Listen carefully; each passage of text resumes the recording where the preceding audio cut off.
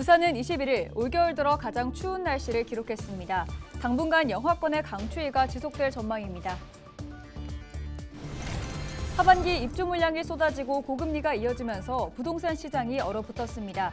최근에는 내년 입주를 앞두고 분양가보다 값을 싸게 파는 소위 마이너스 피 아파트도 속출하고 있습니다.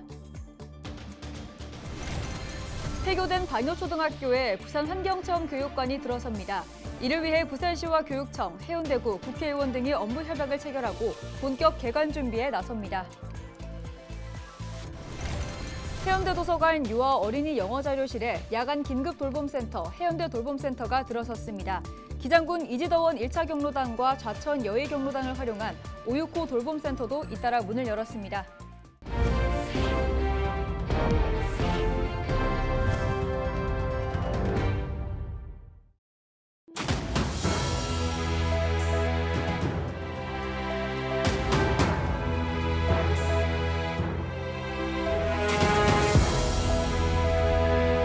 시청자 여러분 안녕하십니까? 헬로티비 부산 뉴스입니다.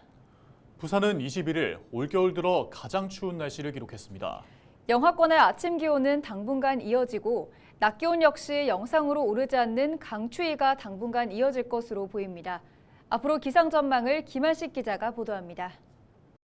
부산 해운대구의 한 아파트. 소방대원이 밧줄을 타고 내려와 엉벽에 얼어붙은 고드름을 제거합니다. 고드름의 길이만 무려 60m가량. 최강 한파에 부산이 꽁꽁 얼어붙었습니다. 기온이 급강하하면서 도심에도 사람들의 발길이 뜸해졌습니다. 인근 산책로에서도 사람들의 모습을 찾기 어렵습니다. 외출이나 산책에 나선 시민들은 두꺼운 옷과 장갑, 목도리 등으로 중무장했습니다. 올 겨울 들어 가장 추운 날씨를 보인 21일 아침 부산의 최저 기온은 중구 대청동 공식 관측소 기준 영하 7도로 나타났습니다. 지역에 따라 서구가 영하 11도, 부산 진구 영하 8도, 금정구 영하 7.8도 등을 기록했습니다. 특히 바람까지 강하게 불면서 체감온도는 영하 13도까지 떨어졌습니다. 부산은 당분간 평년보다 최대 7도까지 낮은 기온을 이어갈 것으로 보입니다. 부산지방기상청은 23일까지 부산 전역의 아침 기온이 영하 7도로 시작할 것으로 내다봤습니다. 또 낮 기온 역시 영상으로 오르지 않을 것으로 예보했습니다. 여기에 해안가를 중심으로 부는 초속 20m의 강한 바람은 실제 느끼는 체감 온도를 더욱 떨어뜨릴 전망입니다. 대륙고기압의 영향으로 북서쪽에서 찬 공기가 남하하면서 23일 아침까지 아침 기온은 영하 10에서 영하 5도 내외, 낮 기온은 0도 이하로 머물며 매우 춥겠고 23일 낮부터 차차 기온이 오르겠으나 평년 기온인 7에서 10도보다 4에서 7도 낮은 매서운 강추위와 함께 부산 지역에는 지난 18일부터 건조주의보가 이어져 산불 발생 위험이 높은 상황입니다. 또 영하권의 날씨가 이어지면서 도로가 얼어붙을 수 있는 만큼 차량을 운전할 때 각별히 주의해야 합니다. 헬로티비 뉴스 김한식입니다. 하반기 입주 물량이 쏟아지고 고금리가 이어지면서 부동산 시장이 얼어붙었습니다. 최근에는 내년 입주를 앞두고 분양가보다 값을 싸게 파는 소위 마이너스 피 아파트도 속출하고 있습니다. 보도에 안수민 기자입니다. 내년 6월 입주 예정인 동래구의 한 아파트는 86제곱미터형의 매매가가 3억 3,570만 원에 나왔습니다. 당초 분양가는 3억 8,810만 원. 분양가보다 값이 5천만 원 이상 떨어진 겁니다. 이곳뿐만이 아닙니다. 내년 12월까지 입주 예정인 아파트는 해운대구와 부산 진구, 남구, 연제구 등 26곳. 이들 아파트 중 절반 정도는 매매 시장에 나온 물건 다수가 분양가 혹은 그 아래로 거래를 기다리고 있습니다. 부동산 시장 침체를 단적으로 보여줍니다. 한국부동산원 조사에 따르면 12월 둘째 주까지 올 한 해 동안 부산의 아파트 값은 8.5% 하락했습니다. 전국에서 하락률이 가장 높습니다. 지역별로는 해운대구의 하락률이 12%를 넘겨 가장 높았고 부산 진구와 영도구도 10%대 하락률을 기록했습니다. 부산은 2022년 하반기부터 하락을 했기 때문에 상대적으로 좀 하락 시기가 늦었다라고 할 수가 있습니다. 4분기에 부산의 입주 물량이 이제 12,000여 세대가 이제 집중이 되면서 최근에 하락폭이 이제 가장 크게 나타나고 있습니다. 얼어붙은 부산 부동산 시장. 전문가들은 내년에는 사정이 나아질 것으로 분석했습니다. 일단 입주 폭탄이었던 올해와 달리 내년에는 입주 물량이 줄어들어 수급이 안정화될 것이라는 예상입니다. 지금 가장 문제가 되고 있는 이 수급적인 부분에서 좀 안정을 찾을 걸로 보여집니다. 그래서 내년에 아파트 입주 물량이 15,000여 세대 정도가 되기 때문에 지금과 같은 이제 가격 하락폭은 이제 멈출 것으로 이제 예상이 되고요. 여기에 더해 고공행진하던 금리 인하에 대한 기대가 현실화할 경우 관망세였던 부동산 시장이 매수세로 돌아서고 내년 하반기부터는 집값 반등이 시작될 것이라는 예측이 나옵니다. 헬로티비 뉴스 안수민입니다. 이달 초 전남 고흥의 한 오리 농장에서 고병원성 조류 인플루엔자가 처음 발생한 뒤 확산세를 보이고 있습니다. 특히 산란계 농장 위주로 발생하면서 닭고기 가격과 달걀값 불안 요인이 커지고 있는데요. 가뜩이나 물가 상승으로 어려움을 겪던 소상공인과 소비자들의 한숨도 깊어지고 있습니다. 보도에 송하영 기자입니다. 지난 3일 전남 고흥의 한 유경오리 농장에서 올겨울 처음으로 고병원성 AI가 발견됐습니다. 이어 전북과 충남에서도 감염 사례가 속출하더니 20일 기준 확진 사례가 모두 21건으로 집계됐습니다. 문제는 감염 농가 대부분이 달걀을 생산하는 산란계 농장이라는 점. 닭고기와 달걀을 판매하는 소상공인은 혹시라도 수급에 차질이 빚어질까 불안감을 내비쳤습니다. 요즘에 조류 인플루엔자로 인해서 인종 제한도 많이 걸려있기 때문에 평상시에 발주량에 비해서 물량이 그때그때 다르긴 하지만 거의 한 50%, 60%밖에 출고가 안 되고 있고 적은 날은 아예 출고가 안 되고 있는 날도 있어요. 산란계 중심으로 AI가 확산되면서 우려가 커지고 있는 달걀값 인상. 실제로 지난 2016년 고병원성 AI 확산으로 산란계 36%가 매몰 처분되면서 달걀 한 판에 10,000원이 넘는 가격이 형성되기도 했습니다. 최근 5년 평균 가격을 보더라도 달걀과 닭고기 가격은 소폭 오른 것으로 나타났습니다. 지난 18일 특란 30개 한 판당 소매 가격은 6,015원으로 최근 5년 12월 중순 평균 가격에 비해 4% 올랐습니다. 같은 기간 6개 1kg 기준 닭고기 소매 가격은 5,720원으로 10% 올랐습니다. 사정이 이렇다 보니 소비자들은 물가 상승에 고병원성 AI까지 겹치면서 지갑 열기가 부담이 된다고 말합니다. 가뜩이나 물가가 올라가는 편인데 또 AI 때문에 또 이런 닭고기나 계란들이 올라가면 좀 더 서민들은 더 힘들죠.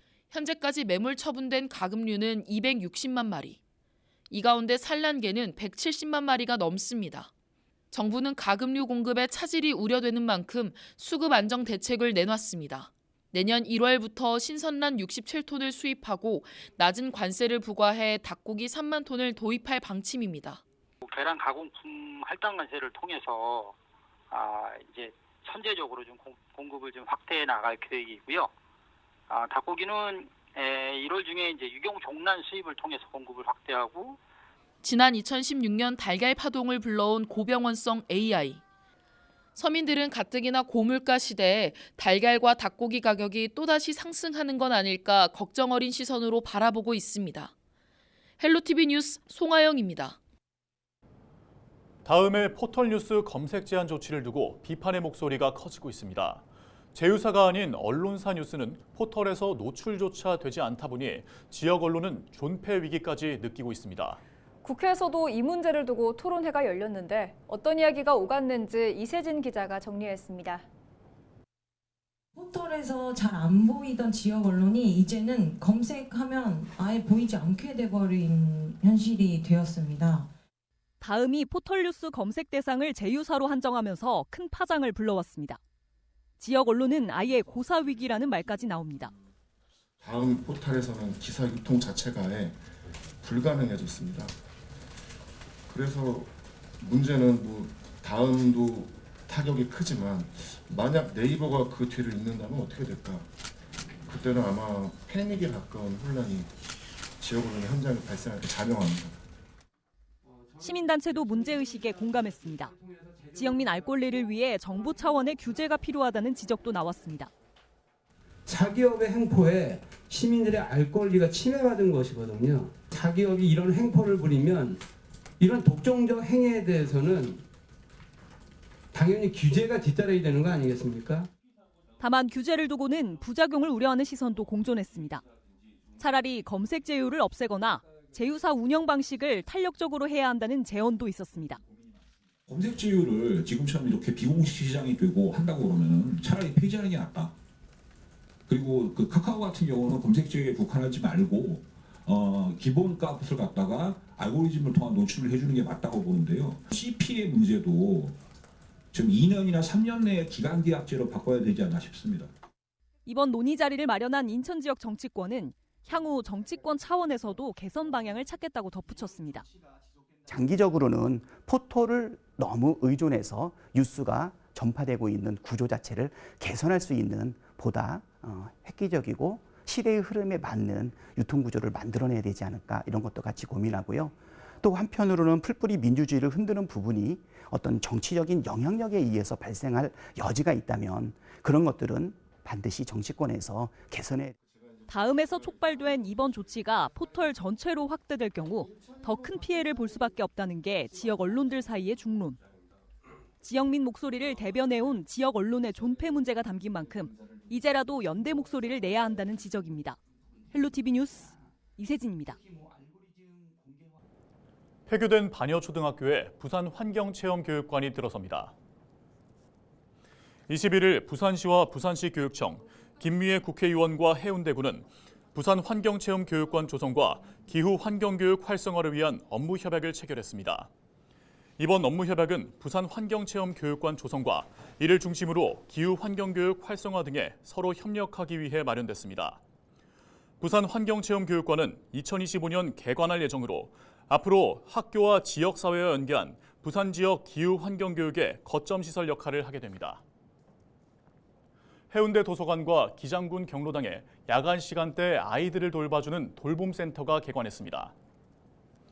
부산시 교육청은 해운대 도서관 유아 어린이 영어 자료실에 야간 긴급 돌봄센터를, 기장군 이지더원 1차 경로당과 좌천 여의 경로당에는 569 돌봄센터의 문을 잇따라 열었습니다. 특히 경로당을 활용한 돌봄센터는 기장군과 인근 지역 아동의 돌봄 공백을 해소하는 데 큰 역할을 할 전망입니다. 이들 센터는 경로당 회원 중 아이 돌봄을 희망하는 자원봉사자를 위촉해 오후부터 야간 시간까지 아이 돌봄에 나섭니다.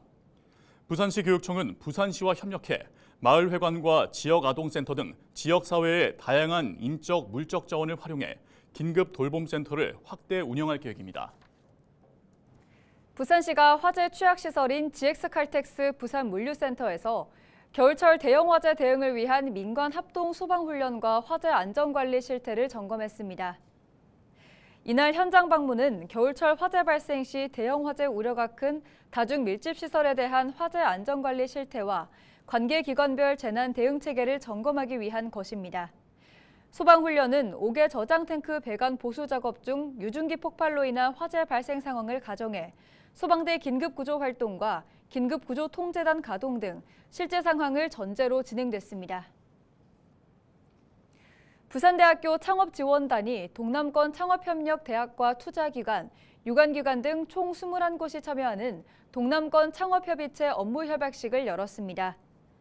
동남권 창업협의체는 부산지방 중소벤처기업청과 부산대, 경남대, 국립창원대, 동명대, 부산대학교 기술지주, 부산창조경제혁신센터 등으로 구성됐으며 동남권 창업 확산의 허브 역할 수행과 지역 특화형 창업을 지원합니다.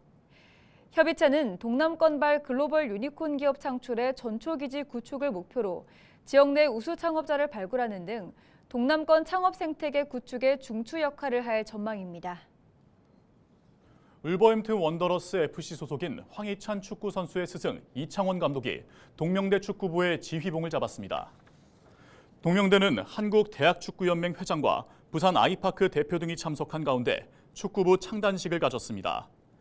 창단한 동명대 축구부는 황희찬, 이광혁, 이광훈 선수 등 스타 선수를 배출한 이창원 감독이 이끌 예정입니다.